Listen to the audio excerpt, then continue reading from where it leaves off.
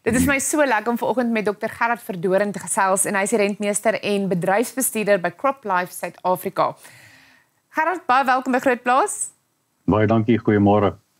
Op die tema van die uitbraak van die Afrika komandowurm. Vertel vir my eers, wanneer het julle opgemerk dat hier 'n uitbraak van hierdie komandowurm is? Jong, ek het dit goed nie gesien nie, maar toe ek daai maandagmiddag 3 weke die middag 4:45 die oproep ontvang, te weet ek hier kom 'n gemors. Ja? En die oproepe het ingevloei teen 'n ewige tempo.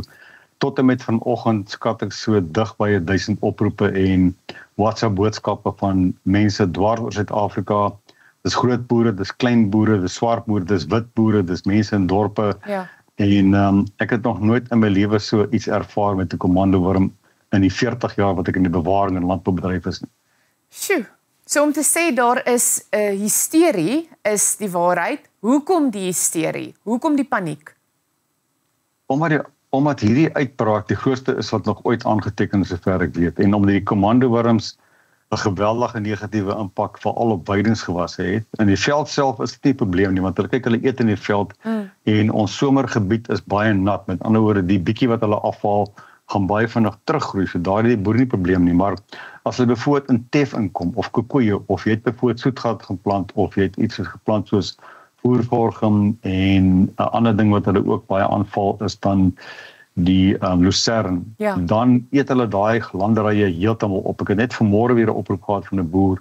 Praat van 'n 8 hektaar lang tef wat binne 4 ure heeltemal totaal vernietig is as gevolg van die komandowurm. Nou gelukkig daar is bitter min gewasskade, met ander woorde goed soos mielies en sojablome, sonneblomme en sojas en daai tipe van goed nog nie eintlik aangeteken nie, maar in weidingsgewasse.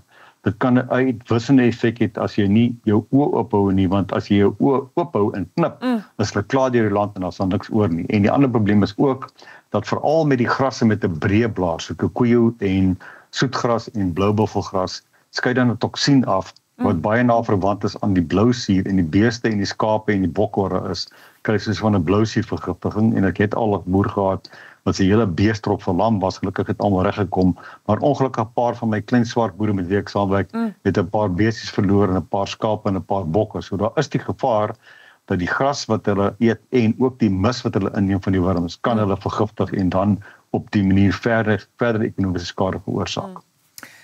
Gerard, as iemand vir my iets sê soos hierdie is die grootste ding wat ek opgemerk het in my 40 jaar wat ek in die bedryf werk, dan neem mens kennis en mens besef, daar is 'n situasie aan die gang. Hoe groot, wat is die omvang van die uitbraak op die oomblik, in watter provinsie sien julle, waar sien julle die moeilikheid? Hierdie is absolute opvoedkundige, kom ons lig die mense in. Ja, ek het die eerste oproep ontvang in Mpumalanga. En net daar uit Gauteng uit. En toe Gauteng se oproepe kry, toe kom dit soos in 'n vloedgolf, het amper soos 'n waterval van oproepe. Toe hoor my kollega Resha Manant uit Natal uit dat daar 'n baie plek in KwaZulu-Natal ook van die komandowurms is.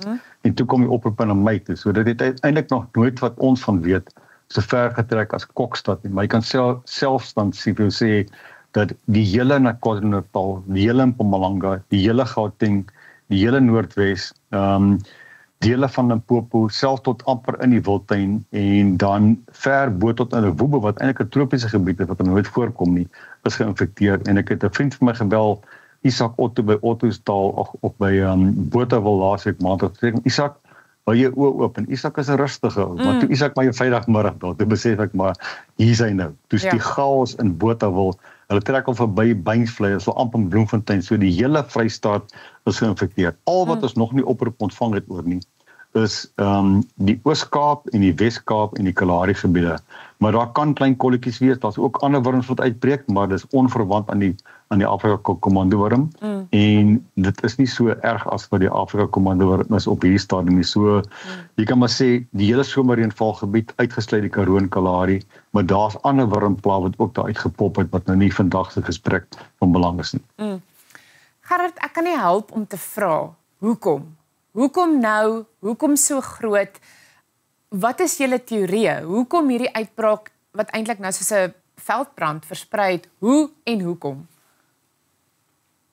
Ek sit aan lankal en wag, want ons het in 2012 dus laas 'n 'n redelike uitbraak gehad wat meestal in die Hoëveld was, met ander woorde Gauteng, 'n bietjie in die Vrystaat en hy het so oorgetrek na Noordweste, maar nooit werklik waar verder gekom as 'n paar kolletjies in Mpumalanga en miskien by Pongola in Noord-Natal nie. En as mens nou kyk na die afgelope paar jaar, ons is deur daai uitmergende droogte, toe die droogte gebreek, goed gereën vir 3 jaar, en toe kry ons begin van die somer in November verlede jaar, hierdie ontsettende goeie reën, wat die somerreënvalgebied basies deurdrink het.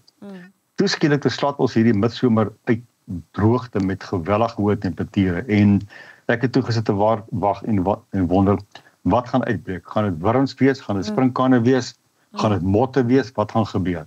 En toe die reën begin val, toe besef ek maar, hier kom 'n ding. En net na die reën begin het, hier in die begin van Februarie maand, toe weet ek, iets gaan gebeur. En dank Vader is nie sprinkaan nie, want dit maak ou bang. Ja. Maar ek het nie gedink dit gaan kommandowurms wees nie, maar dit is nie ongewoon nie, want dit is omtrent 12 na 13 jaar na die late uitbraak.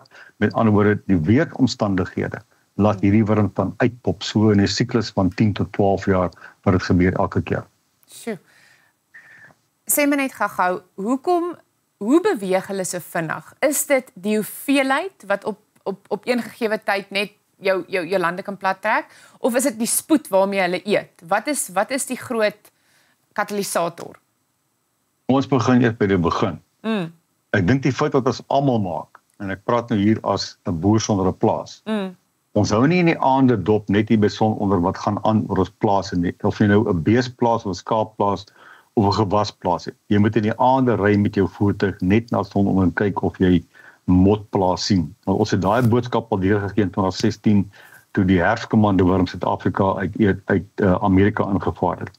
So as jy in die aande ry en jy sien sulke swerms van motte, moet jy weet, hier kom 'n ding en moet jouself regmaak. En dit moes gebeur het, want die motte lê die eiertjies word die larfies word die wurms en hulle word weer pap, so in die siklus voort. So dit is die eerste probleem wat ons het. En ek dink die hele somerreënvalgebied as gevolg van die reën en al die water het veroorsaak dat hierdie motte het ingekom, hulle eiertjies gelê, en toe die hitte kom saam met die reën, het hulle almal gelyktydig uitgebroei en net soos een massiewe 11de plaag die land totaal oorgeneem.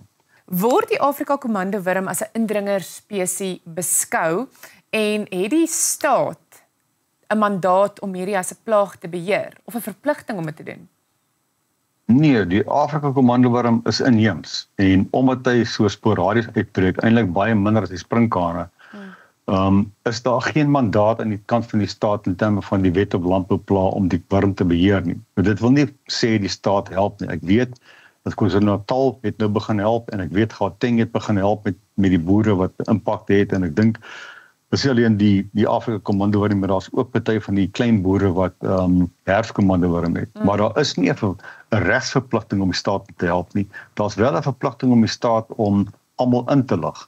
En ek is eintlik so half teleurgestel dat die staat nie op 'n groot skaal begin het om vir mense te sê hier's 'n probleem nie. Ek moet KwaZulu-Natal gelukwens, want hulle het binne enkele dae na die eerste aanmeldings na ons toe gekom het hulle 'n verklaring uitgereik vir al die distrikte en gesê, menere en dames wat in die landbousektor staan, hier is 'n uitbraak, hier is Afrika kommandowurm, hou dop vir julle gewasse en dis hoe die ding werk. Pas op vir die diere wat vergiftig raak, en KwaZulu-Natal het die leiding gevat en 'n baie goeie verklaring uitgestuur vir die boere. So dit het gebeur, en gistermiddag het Gauteng ook gesê, right, hierdie ding aan die kom, ons kan help hier en daar met plaagdoders, so dit werk om ten minste. Maar die departement landbou het nie 'n regsmandaat om in te klim nie, dit is vir die koste van die boere self om hierdie pes en plaag te beheer. Ek moet vra, nou wat nou? Wat nou moet boere self as hulle sien, hoe gaan hulle eerstens weet, wat is daai eerste ding wat hulle gaan sien, dat daar 'n probleem is, as hulle nou nie die motte en so in die aande gekyk het nie, maar ook wat nou, wat is die volgende stap met hoe benader mens 'n uitbraak soos hierdie?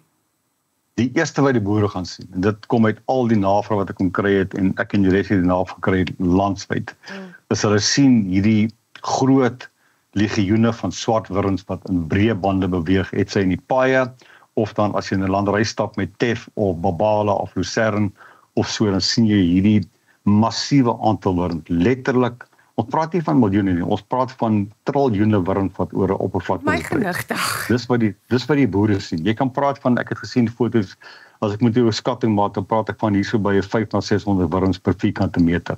Dis iets verskrikliks. Nou hulle eet hom heeltemal totaal klaar. En wat ons vir die boere sê van Cropper se kant af, onthou nou kerels, ons kan nie nou inklim en begin die wêreld vergiftig en al doodmaak nie. Die trekvosse is in 'n mate nog hier. Baie van die klein soogdiere eet hulle en ons moet katvoet loop om hierdie goeie dood te maak nie, maar ek moet sê ons boere het almal, of dit nou wit of swart was, het almal mooi saam gespeel. En ons het besluit gesamentlik tussen ons en die boere, dit help nie 'n spuit in die veld nie, want jy gaan net 'n klomp tyd mors, jy gaan 'n klomp chemikalieë mors, jy gaan 'n klomp geld mors. Maar as hulle in jou weidinggewasse inklim, dan moet jy die goed daar beheer, want hulle beskadig jou weidinggewasse of vernietig hom en hulle skep die gevaar van daai fitotoksisiteit by die plante optel waarin die diere vergiftig en die mis wat hulle agterlaat wat jy weer kan vergiftig. En ons het nou maar soort van 'n duimsuig reël gevat, gegrond op etikette wat wel die Afrika Komando waarom op hom het en sê vir hulle die algemene produkte wat baie goed werk, die Sipemetrin 200 EC, dit werk als op 200, met ander woorde Sipemetrin 200 EC teen 200 ml per 200 liter water gespuit oor 1 hektaar en dit het in al die gevalle die klein komandowurmpies wat nou nog net uit die eiertjies het gekom het, want so onderkant 'n sentimeter is binne ure het geklop. Die grootes vat so dag en 'n half te vrek, maar hulle vrek wel. Dr. Verdoorn, ek is so dankbaar. Dankie vir die bewusmaking. Ek is dankbaar vir 'n platform soos hierdie dat mens die boodskap uit kan kry. Ons praat gou weer. Dankie.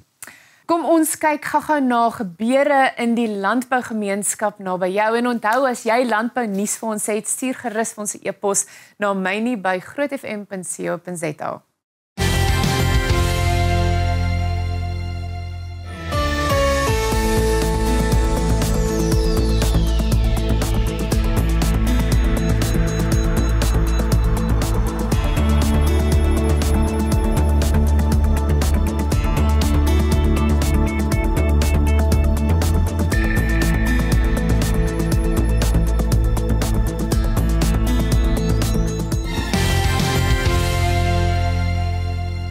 Baie dankie dat jy ingeskakel het vanoggend. Nou as jy vir ons ook beeldmateriaal het van die Afrika Komandowurm wat daar by jou moeilikheid maak, stuur gerus na mynie@grootfm.co.za.